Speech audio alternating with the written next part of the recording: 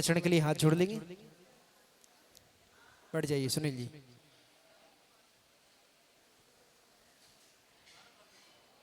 नमो अरिहंताणं नमो सिद्धाणं नमो आयरेयाणं नमो वज्रायाणं नमो लोये सविशाहुणं। खड़े हो जाइए और पूज्य गुरुदेव से निवेदन करते हैं। हे गुरुदेव, आप अपने मुखारविंद से अमृतमयी, पावनमयी, ज्योतिर्मयी, दिव्यमयी वाणी से हम सभी लोगों के लिए जिनवाणी का रसपान कराकर कृतार्थ कीजिए। नमोस्तु गुरुदेव, नमोस्तु गुरुदेव, नमोस्तु गुरुदेव। ओम नमः सिद्धेभ्यः।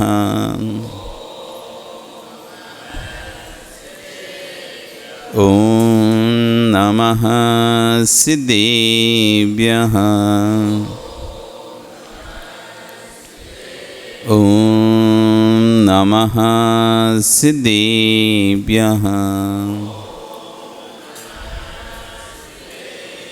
सत्वे सुमेत्रिं गुणिषु प्रमोदं क्लिष्टे सुजीवे सुकृपावरतुं माध्यस्थभावं विपरीतव्रतो सदा ममात्मा विदधातु देव। सदा ममात्मा विदधातु देव।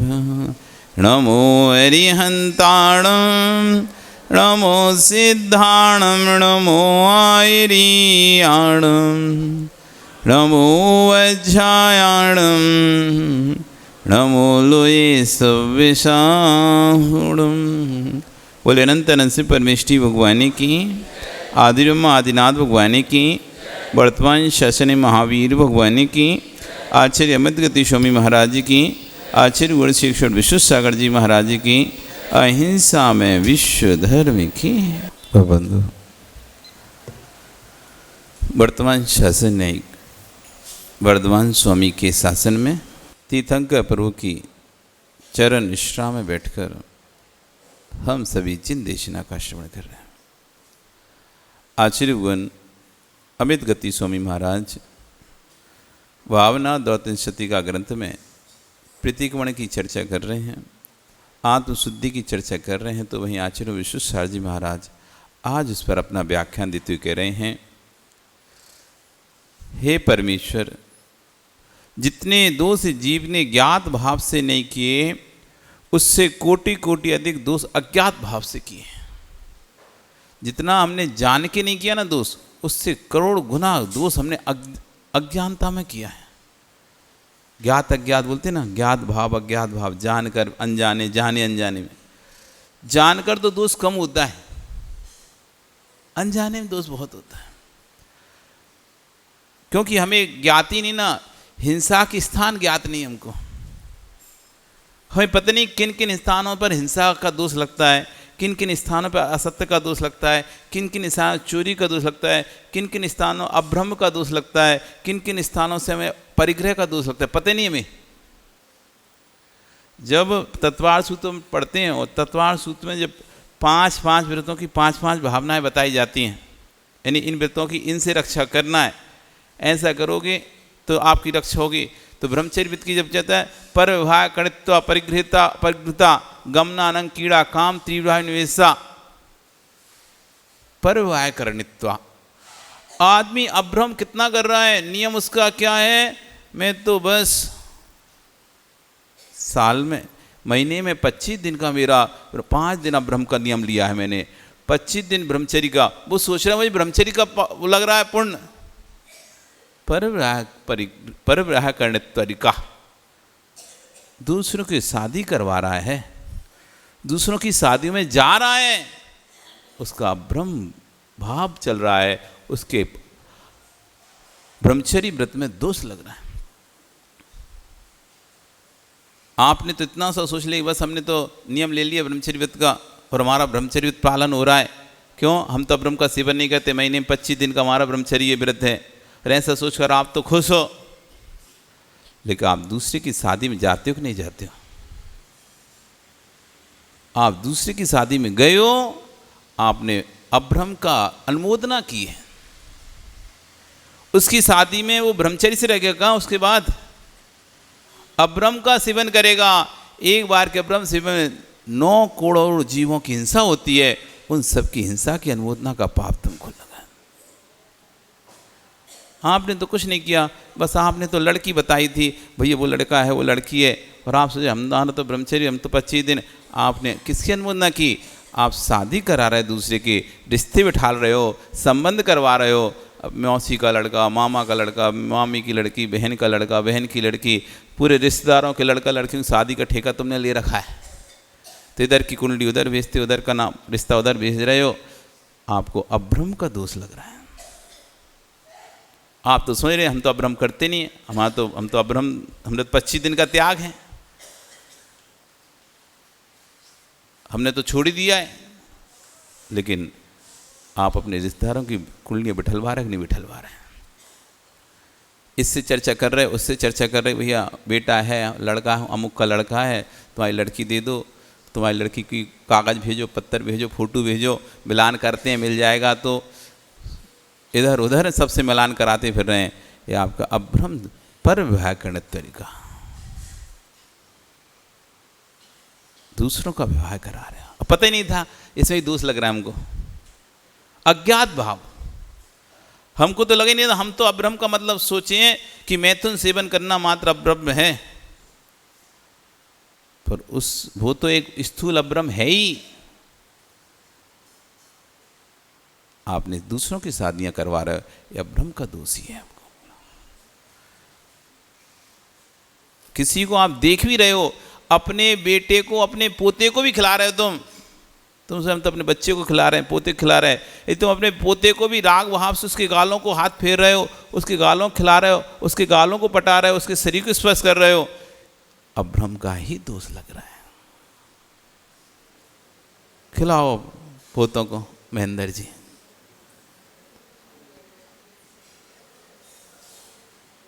अब्रह्म भाव है, जो जो राग भाव है वो सब अब्रह्म भाव है। राग से भरकर किसी वस्तु का स्पर्श करोगे, आप भोग भोग रहे हो, उसके चेहरे का भोग भोग रहे हो, उसके चेहरे का भोग रहे हो, बार बार आप उसे पकड़ रहे हो, चुम्बन कर रहे हो, उसको बार बार चूम रहे हो, उसे बार बार गले लगा रहे हो, कंधे पे रख रहे हो, पीठ पे रख रहे हो, अब ब्रह्म का भोग चल रहा है आपका। आप तो पता ही नहीं था कि इससे भी लगेगा क्या पाप,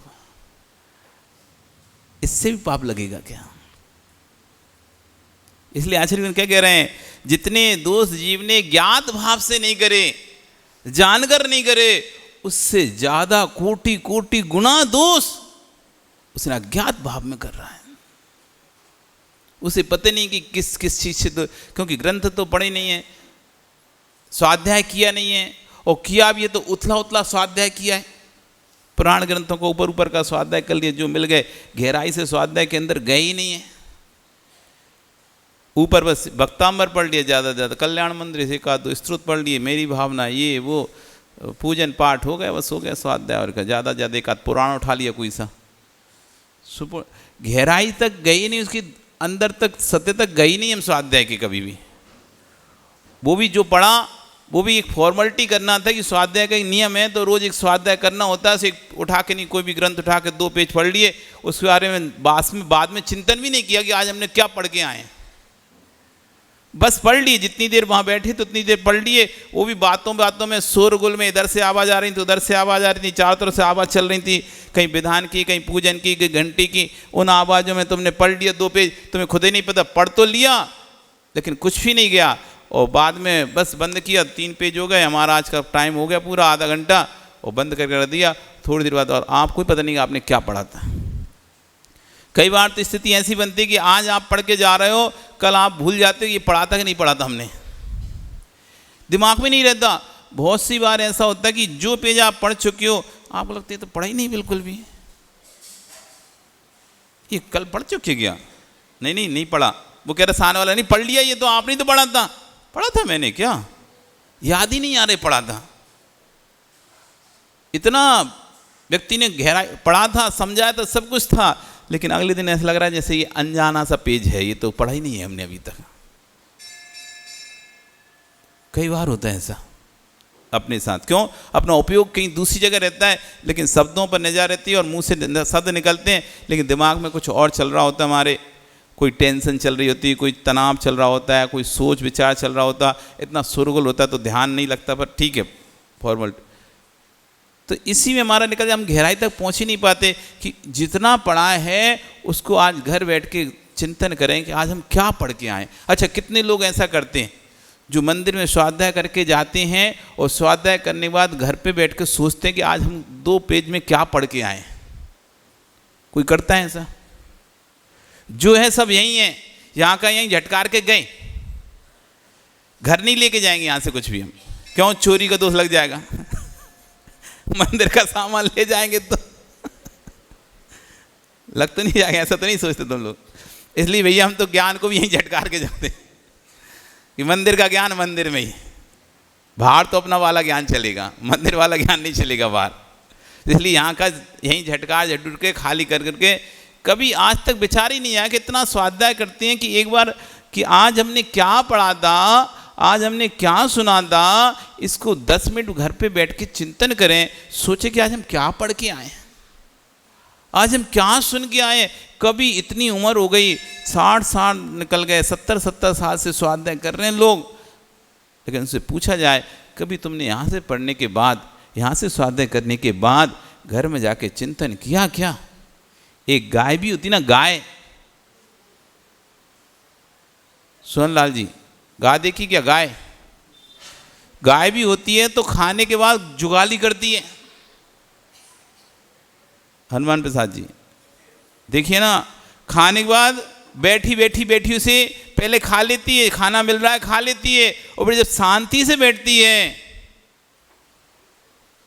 मुंह चलता रहता उसका, जो खाया है उसको जुगाली और निकाल कर और उसका चर्वन करती है और चबाती है, तब जाके कहीं रक्त रस। डॉक्टर कहते हैं जो जितना ज़्यादा अच्छे से भोजन चबाता है उस भोजन से उतना ज़्यादा रक्त रस आदि बनता है, हड्डियाँ मजबूत होती हैं, शरीर मजबूत होता है, खून की वृद्धि होती है, मतलब शरीर स्वस्थ रहता है जितना अधिक चबा के भोजन करेगा। तो आप वैज्ञानिक दृष्टि से भी देखो कि भोजन को भी जितना ज़्यादा चबाओगे, जितना ज़्यादा रोटेट करोगे मुंह के अंदर, उतना ज़्यादा रस देगा। जितना ज़्यादा दही को मथोगे, जितना ज़्यादा मथोगे, उतना ज़्यादा मक्खन निकलेगा। हर चीज़ में देखो आप, जितना ज़्यादा दही को मचोगे उतना ज़्यादा मक्खन, जितना ज़्यादा भोजन को दबाओगे उतना ज़्यादा रस, रक्त, रज्जा, मांस, जो सप्त धातु में परिवर्तन होता है, रस निकलता है ना भोजन से, वो सब पौष्टिक मिलेगा। और जितना ज़्यादा जिनवाणी का मंथन करोगे, चिंतन करोगे, मनन करोगे, उतना ज़्यादा गहराई से पाओगे उसका। और ऊपर क्या है, तुमने सीधा खाया और निगल लिया और वो उससे कुछ बेनिफिट ही नहीं हो रहा, वो शरीर में जाके सीधा मल द्वार से निकल गया। देखो जो दाने नहीं चबाते आप, अनार के दाने हो या कोई से भी आपके मक्का खाते हो, मक्का के दाने, अनार के दाने या कोई भी ऐसा चीज़ खाते हो जो आपने चबाई नहीं और ऐसी चली गई, वो ऐसी कैसी मलद्वार से निकलती है आपके, सीधा वैसा ही वैसा साबत का साबत निकलता है। नहीं चबाओगे, इधर से जाएगा नीचे से निकल जाएगा। इधर से पढ़ेंगे, इस कान से सुनेंगे, इस कान से निकल जाएगा, क्योंकि हमने उसका चर्वन ही नहीं किया, चिंतन ही नहीं किया, विचार ही नहीं किया। क्योंकि हमको ऐसा हमने कभी सुना नहीं, सोचा ही नहीं, हमारी बुद्धि यहाँ तक पहुँची नहीं अभी तक कि ऐसा भी करना पड़ता है क्या, ऐसा भी होता है क्या। हमारा ज्ञान वहाँ तक जा ही नहीं पा रहा। सूक्ष्म मोटी टॉर्च की मोटी रोशनी होती, पतले गड्ढों में नहीं जाती, बारीक छिद्रों में, लेकिन जब बारीक रोशनी वाली टॉर्च होती है ना, वो कितनी दूर तक और बारीक बारीक गड्ढों से भी अंदर छेद करके निकल जाती है। तुम्हारा ज्ञान इतना मोटा है कि बस यहाँ बस लोगों के बीच में उलझ के रह गया पूरा ज्ञान हमारा। यदि हम अपने ज्ञान को देखें तो ज्ञान की हमारी सीमा कितनी सी है, पूजन पाठ और कौन क्या कर रहा है, बस इससे ज़्यादा हमारी कोई ज्ञान की सीमा ही नहीं है। हम इससे ज़्यादा गहरे ज्ञान में गए ही नहीं है आगम के। 4-6 बातें कि सूतक पातक की देख लो, ये सूतक इसको लगे इतनी पीढ़ी की है, तू क्या कर रहा है, तू क्या कर नहीं कर रहा, ये बस कौन क्या पहना, कौन क्या नहीं पहना, कौन, बस ये 4-6 विषय हैं पूजन पाठ के, अभिषेक के, पूजा पाठ के, उठने बैठने के, खाने पीने के, और सूतक पातक के जैसे 2-4-6 विषय वो दिमाग में सेट हैं, वो इतने में धर्म तुम्हारा सीमित है, निपटा हुआ है। आप आके मंदिर देख लो, आप तटस्थ हो के आप खुद आके देखो कि मैं मंदिर में आके क्या क्या करता हूँ, और बातें भी करता हूँ तो कौन सी बातें करता हूँ, क्रिया भी करता हूँ शरीर से तो कौन सी क्रियाएं करता हूँ, कितने प्रकार की क्रियाएं करते हो। अच्छा सुनील, क्या क्या करते हो? अच्छा मंदिर आके पूजन पाठाभिषेक और क्या, स्वाध्याय कर लिया थोड़ा सा, मतलब कोई ग्रंथ उठा के, बस ये क्रियाओं में सिमट गए। और बातें करोगे तो क्या बातें करोगे मंदिर में आके, क्या बातें करोगे? आज कौन से भगवान का कल्याणक, ये कर लोगे ज़्यादा से ज़्यादा बातें। अच्छा उसकी सूतक खत्म हो गई, नहीं हो गई, कितनी पीढ़ी की सूतक है, इतनी पीढ़ी है, अरे वो तो 2 पीढ़ी की मना रहा है, तुम 3 की मना रहे हो, वो 4 की मना रहे हो, 5 मना, बस ये थोड़ी बहुत बातें ये कर लोगे। फिर व्यापार में अरे आज तो वो तो कर लो, ऐसा हो गया वैसा हो गया, थोड़ा घर गृहस्थी की बातें कर लो। और क्या बातें होती हैं आपकी यहाँ पे मंदिर में आके? और बातें क्या है? कभी ऐसा सोच बात की, अरे तुमने आत्मा का ध्यान किया क्या? मैंने कल आत्मा का ध्यान किया था, हुआ नहीं, पर मैंने कोशिश बहुत की थी। कभी ऐसी बातें की गई मंदिर में? मैंने कल अपने दोषों की आलोचना करने का विचार किया था, मैंने कल अपने कभी बात ऐसी की, मैंने अपने दोषों को चिंतन किया, 1 घंटा बैठा और मैंने सोचा कि मैंने पूरे जीवन में क्या क्या दोष किए हैं, मैं विचार कर रहा था, अरे मैं तो घबरा गया। कभी ये बातें हुई मंदिर में? जब भी बात हो रही, वो अमुक ऐसा कर रहा है, अमुक वैसा कर रहा है, उसके घर में ऐसा हो गया, उसके घर में वैसा हो गया। क्या है हमारी बातों का दायरा ही कितना है, हरी बातों का सीमा ही कितना है? मंदिर में आके कितनी, यदि आप लिख दोगे ना, 1 पेज में आ जाएंगे आपकी, ये पॉइंटों पे आप बातें करते हो, पॉइंट गिनती की आपके 10-12 पॉइंट रहेंगे।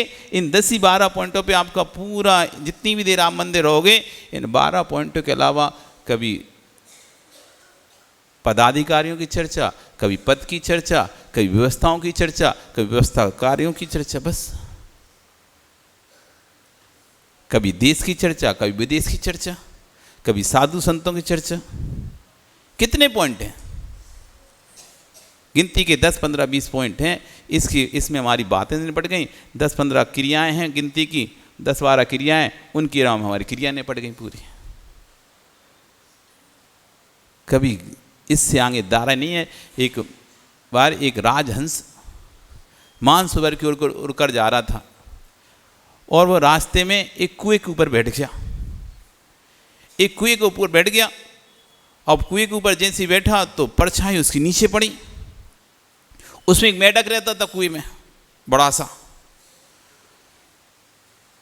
मेढक, देखे बड़े बड़े मेढक होते हैं ऐसे, तो बड़ा सा मेढक था। उसने देखा किसकी परछाई पड़ रही है, तो ऊपर मुंह उठा के देखा तो हंस पक्षी। बोलता है, भाई कौन हो तुम और कहाँ जा रहे हो और यहाँ क्यों बैठे हो? तो बोला, मैं राजहंस पक्षी हूँ। अच्छा, तो कहाँ जा रहे हो? मैं मानसरोवर जा रहा हूँ, मानसरोवर। थोड़ा थकान हो गई थी इसलिए मैं आपके कुएं के ऊपर बैठ गया। उसको बड़ी जिज्ञासा थी, मानसरोवर क्या है? ये मानसरोवर कि बहुत बड़ा जल का स्रोत है, स्थान है जहां पर बहुत पानी पानी है, पानी पानी है, अथाह पानी है। कितना पानी? उसने अपने एक हाथ निकाला, इतना? कि नहीं, इससे भी ज्यादा। तो उसने दूसरा हाथ निकाला, इतना? नहीं नहीं इससे भी ज्यादा। उसने अपनी एक टांग और फैलाई, इतना। नहीं नहीं इससे भी ज्यादा पानी। उसने एक और टांग निकाली, इतना। अरे इससे भी ज्यादा पानी। तो उसने कहा अच्छा, तो इस कोने से लेकर उस कोने तक छलांग लगाई, इतना पानी। अरे नहीं भाई इससे भी ज्यादा पानी है। तो वो तो मेढक था, मेढक कभी था कभी। वो बोलता है हाथ पसारा, पैर पसारा और पसारा गात्र, गात्र नहीं शरीर, पूरा हाथ पसार लिए, पैर पसार लिए, पूरा शरीर पसार लिया, इससे बड़ा समुद्र है कैन सुनन की बात। अरे हमने पूरा इतना बड़ा कुआं है, हम इसमें ही रह रहे हैं, ये तो पूरा नहीं घूम पाते, और हमने इतना हाथ पैर सब फैला लिया और इससे भी छलांग लगाई, तुम क्या इससे बड़ा है? ये इससे बड़ा है। अब हम हैं कुएं के मेढक, हम हैं कुएं के मेढक। तो जिस जितने एरिया में रहते हैं बस उसी को ही सर्वस्व समझ लेते हैं, बस वही हमारा धर्म हमारे दिमाग में सेट हो चुका है। उससे बाहर निकल के देखो। संघ में आने से पहले आपकी जैसी स्थिति थी, कुछ भी नहीं था, बस ही पूजा पाठ ये जो। जब संघ में गए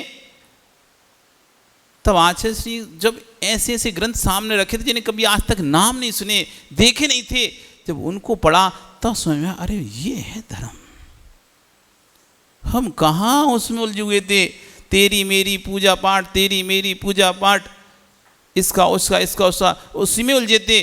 तब जाके देखा कितना अगाध आगम है, कितना अगाध आगम है। हमने तो नाम ही नहीं सुने ऐसे ऐसे ग्रंथों के। इतना गहरा गहरा विषय, इतना गहरा गहरा चिंतन है कि एक बार पढ़ ले आदमी को तो लगेगा सब पागलपंती कर रहे थे।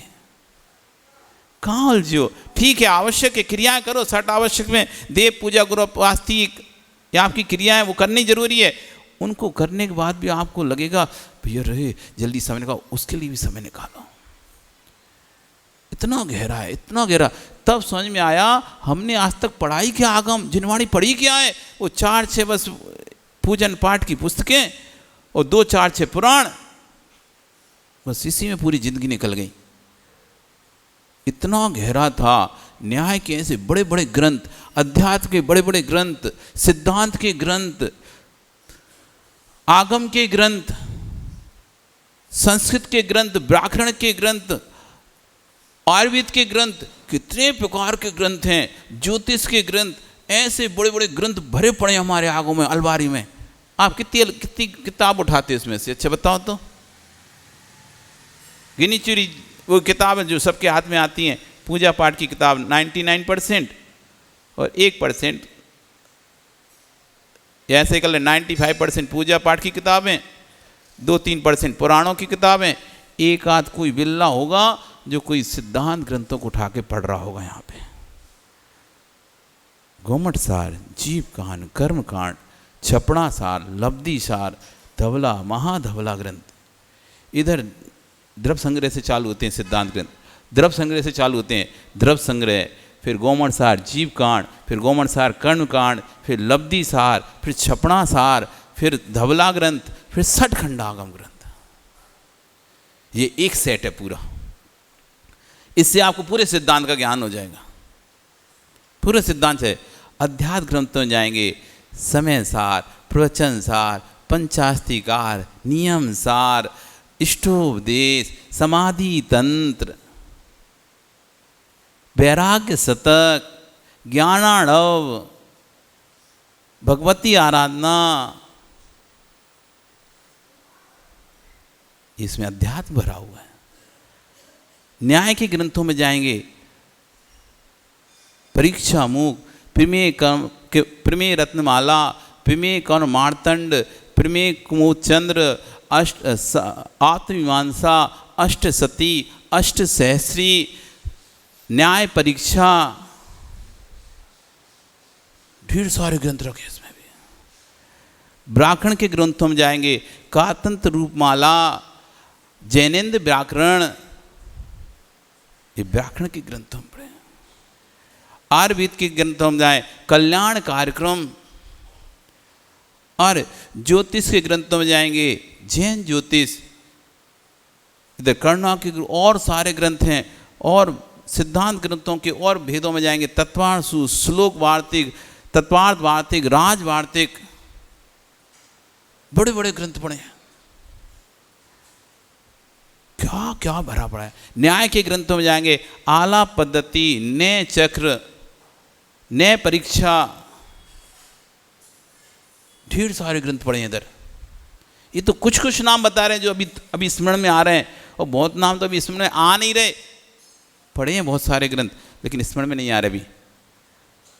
इस सब ग्रंथों का अध्ययन जब संग में किया ना, तब पता चला हम कहाँ थे। ये बुद्धि के हमने इतने सारे निषेक, हमने आयु के इतने सारे निषेक इन कचड़े काम में निकाल दी, कचड़ा काम में, जिससे ना तो कल्याण का कोई संबंध है, ना आत्मा के कर्म क्षय का कोई संबंध था।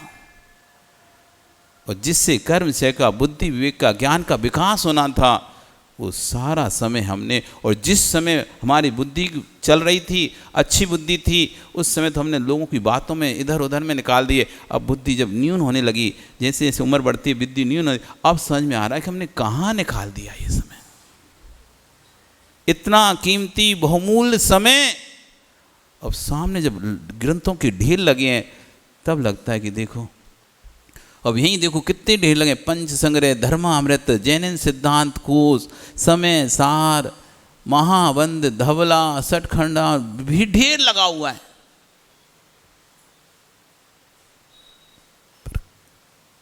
हाथ भी नहीं जाएगा आपका, क्योंकि आप योगी नहीं हो अभी। तो इन ग्रंथों को छूने के लिए भी योग्यता चाहिए, छूने के लिए भी योग्यता चाहिए। अभी तो छूने की योग्यता नहीं है, पढ़ने की तो बात छोड़ो। ये महान ग्रंथ, इनको आप छू भी नहीं सकते, क्योंकि आपका मध्य मास मधु का भी त्याग नहीं है अभी तो अच्छी तरह से।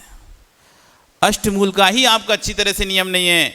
आचार्य अमृत स्वामी महाराज पुरुषार्थ सिद्धि, जब श्रावकों के ग्रंथ आते हैं, आचरण के ग्रंथ, श्रावकाचार, पुरुषार्थ सिद्धि, रतन कांड श्रावकाचार, भयंकर 36 श्रावकाचार ग्रंथ हैं, वसुनंदी श्रावकाचार, मूलाचार प्रदीप, मुनियों के ग्रंथ, आचार सार, आचरण के बहुत सारे ग्रंथ हैं। उसमें पुरुषार्थ सिद्धि नाम के ग्रंथ है जो अमृत चंद स्वामी महाराज ने लिखा है। उसमें स्पष्ट लिखा है, सिद्धांत ग्रंथों को पढ़ने का, सुनने का अधिकारी वही है जो अष्टमूल गुण का पालन करता है।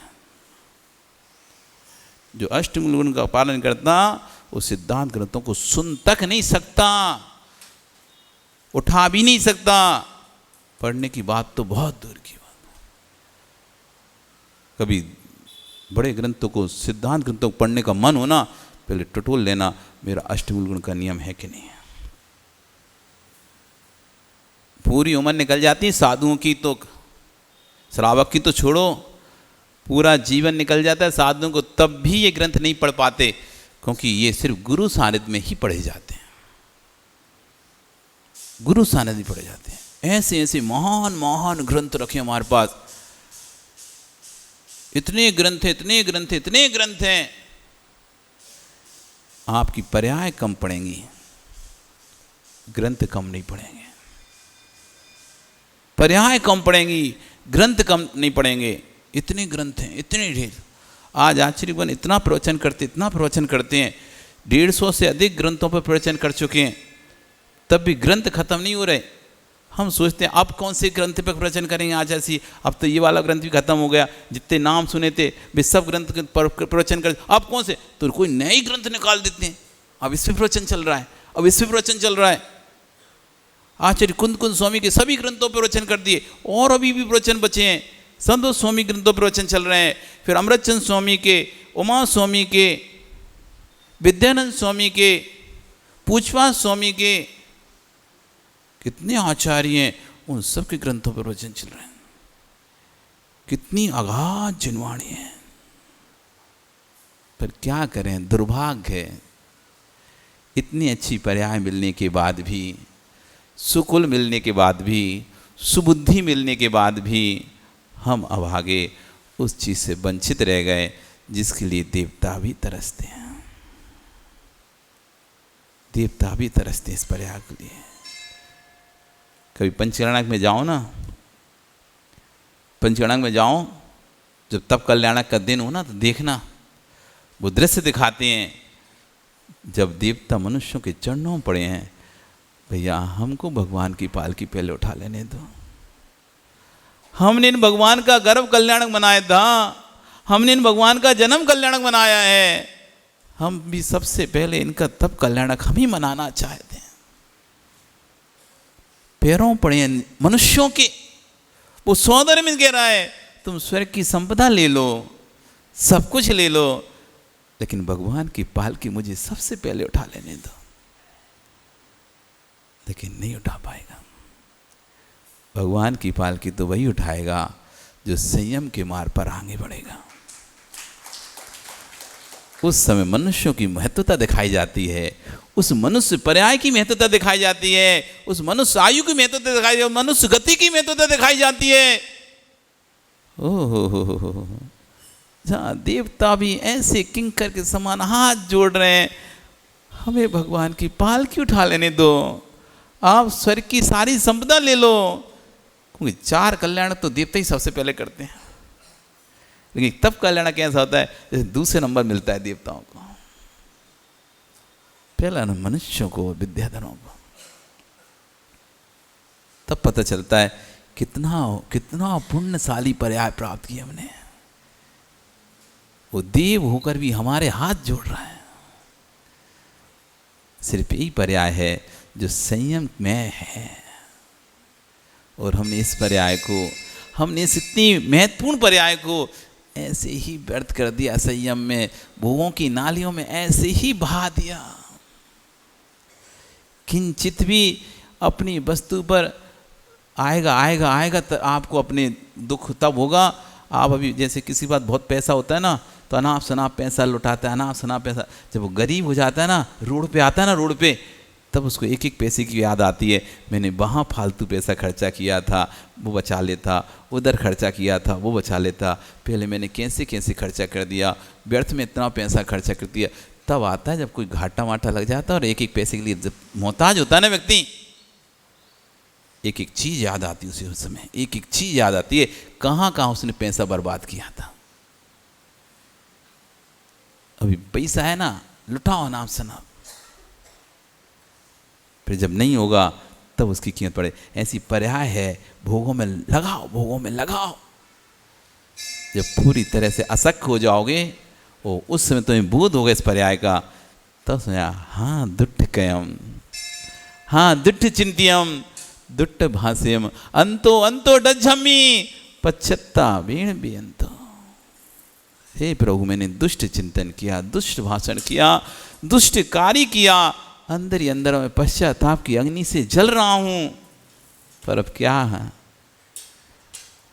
चिड़िया चुग गई सारा खेत, चिड़िया चुग गई सारा खेत, नींद खुली तो मैंने देखा खेत में रेत ही रेत, चिड़िया चुग गई सारा खेत, चिड़िया चुग गई। अब कुछ नहीं हो सकता। अब पर्याय के अंतिम निषेक हैं, बेबी चले जाएंगे, आपके हाथ से छूट जाएंगे। हाथ से रेत फिसलती ना, रेत कितना रोकोगे, अब नहीं रोक पाओगे।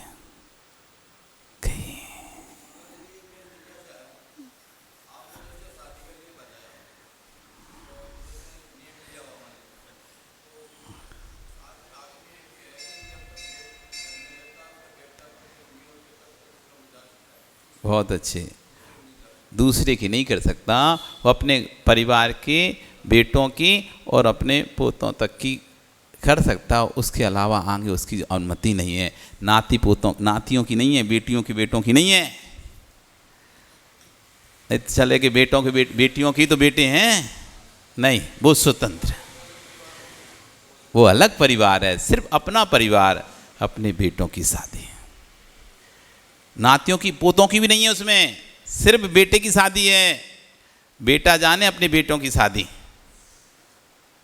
बेटा जाने अपने बेटों की शादी। सिर्फ अपने आश्रित जो भी बेटा बेटी हैं, चाहे आपके भाई के बेटे भी क्यों नहीं, आपके आश्रित भाई चला गया मान लो, और उनके बेटे आपके आश्रित हैं, उनकी जिम्मेदारी आपको दी गई है या आपके ऊपर उनकी जिम्मेदारी है, तो उनको छोड़कर से सबका उसका त्याग रहता है।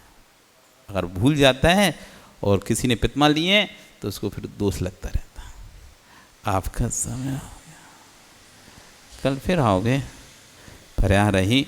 तो आज तो हम सोचे थे पढ़ा देंगे पूरा, कोई बात नहीं। इसमें इतना ही लिखा है अभी 2 लाइनों में, जितने दोष जीव ने ज्ञात भाव से किए हैं उससे कोटि कोटि अधिक दोष अज्ञात भाव से किए, पर हम यही समझ रहे हैं क्या आश्रय बंध ज्ञात भाव का ही होगा, अज्ञात भाव का क्या बंध नहीं होगा?